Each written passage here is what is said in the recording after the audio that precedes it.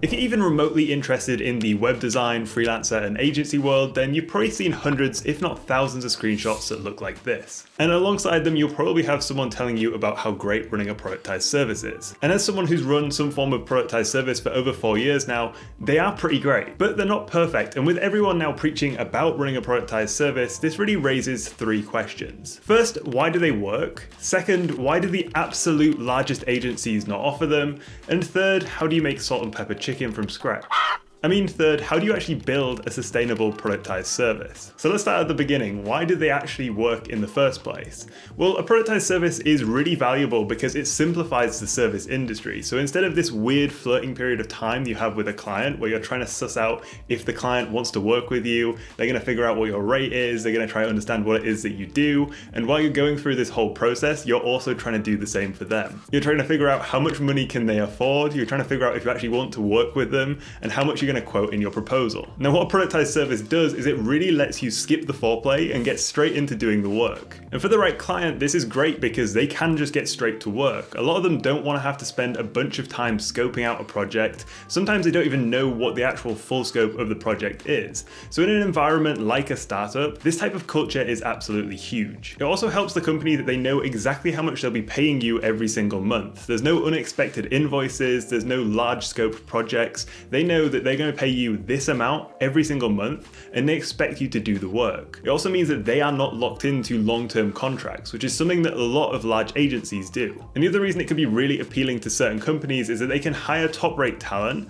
and it doesn't take them very long to hire them, and it's also cheaper than hiring someone in-house. And for the person actually providing the service, it's great because you can build consistent monthly recurring income. You don't have to do custom quotes, you don't have to spend loads of time scoping out projects and negotiating on prices and going back and forth and changing those tiny little line items in your deliverables. But the other thing here is that it's actually easier to market this. Now, if you think about a productized service, you think about marketing one specific thing because you're packaging everything up and selling one product. Whereas if you're selling a typical service, the chances are that it's completely undefined. You could offer so many custom solutions that what you have to do is you have to market kind of a bit of everything. You have to kind of say, yeah, I do that, I can do this, I can do a bit of everything. But if you are just marketing a productized service, it becomes a lot easier because you're just pushing the same thing over and over again. And then when you actually work with the client, that's when you're kind of defining the work that you're doing with them. Now, there are plenty of drawbacks on both sides, and I'll touch on these a little bit later when I tell you exactly how I run a productized service business. But first, let's explore why the absolute largest agencies do not provide productized services. Now, as much as the midwits want to cry about how services like Design Joy are scamming or they're faking numbers, they are in fact real and they're achievable. But there's a reason that large agencies don't follow this model. And that reason is that they can actually charge way more money by providing custom offers to their clients. Now, if you think about it, if you're selling a productized service, you could sell that to a tiny startup or you could sell it to Amazon. You'd be charging them exactly the same price. Maybe you had a few different tiers, so maybe it would be incrementally a little bit more, but the chances are you wouldn't be charging enough. If you think about offering a service to someone like Amazon, why would you charge them the exact same amount you would charge to a tiny startup? And why would you try to sell them the same solution as everyone else? You could easily charge someone like Amazon 5 times what you could charge anyone else. And when you add in the unknown capacity of a productized service, when people say that you can add unlimited requests, but they're going to work on one request at a time. It's like, how are you meant to know how many requests are going to actually be completed, how long things are going to take, like what the actual output is? Large companies do not want this. People making the decisions in these large companies, they want a tailored custom solution, and they're happy to pay more money for that custom solution because they can then make the decision and know that making this decision to work with this custom offer agency is not going to get them fired. Now, of course, a productized service can actually scale really nicely into a few million per year, but it's very hard to reach past this point. So you can see why the absolute largest agencies don't follow this model. Now, for most of us, the reality is that we're not working with clients like Amazon. We might be working with smaller companies, with startups, with growing companies. So what's great about a productized service is that it can still scale to millions per year. And a lot of us are not looking to go past this point because running a large agency isn't something that appeals to us. But when you look in the larger landscape of agencies, you can see why they don't don't follow the productized service model. Because why would they bill the same to absolutely everyone? Now, a lot of them will have subscriptions set up, so they will have a Stripe subscription that looks like a productized service, but they're not marketing it to everyone. But if you're not looking to build an absolutely huge agency and you just want to know how to build a sustainable productized service, then I'm just going to walk you through exactly what I've learned in the last 5 years, and cover everything that we do to charge high ticket retainers to clients, and those clients are happy to pay for it. So first of all, let's jump into some context. Most productized services fall into the trap of productized services, because what happens when you run a productized service in the traditional model is that you end up constantly context switching. You spend half your time figuring out exactly what it is that you should be doing. Because if you think that you have a load of different clients and all these different clients want you to do a specific task at that time, what ends up happening is you spend half your time just figuring out what the most important thing to do that day is, and then what it is that you should be focused on. And if you know anything about productivity, you know that this is a really bad way to operate. And what this typical model does is it rewards getting the low impact, high urgency tasks done. So there is no planning ahead, and everything is just, I need to do this thing ASAP, and it's a really small update that we don't think about in the larger scheme of designing and building a website. But one of the worst things about running a company like this is it's almost impossible for you to plan your workload. Because if you think on a Monday, you have no idea what you're going to be doing on a Thursday. So it's very difficult to plan your week out in advance. And it's also really, really difficult to actually take any form of holiday unless you have other people doing the work for you. And honestly, one of the worst parts of this, and this is something that I offered for quite a while, is that clients just don't know what to expect. They don't know when that work is actually going to come in. They don't have any sort of consistency in terms of when it is that you'll communicate with them. There is just nothing that they can expect from your workload. So instead, we've taken a different approach to the productized service and essentially turned it into a retainer productized service. And with this, what we do is we work with startups and marketing teams. So most of the time, these companies are growing. Most of the time, they will have a large marketing team, let's say at least 5 people. And with them, what we do is we consistently make updates, run campaigns, do testing, optimize for conversion rate. And most of the time, these types of companies really value brand. So they value good design. They value actually doing things properly. Now, the reason that these teams will outsource to us versus doing it in-house is that they have this internal struggle where they typically have a product design team, they'll have a product development team, and then they'll have a marketing team.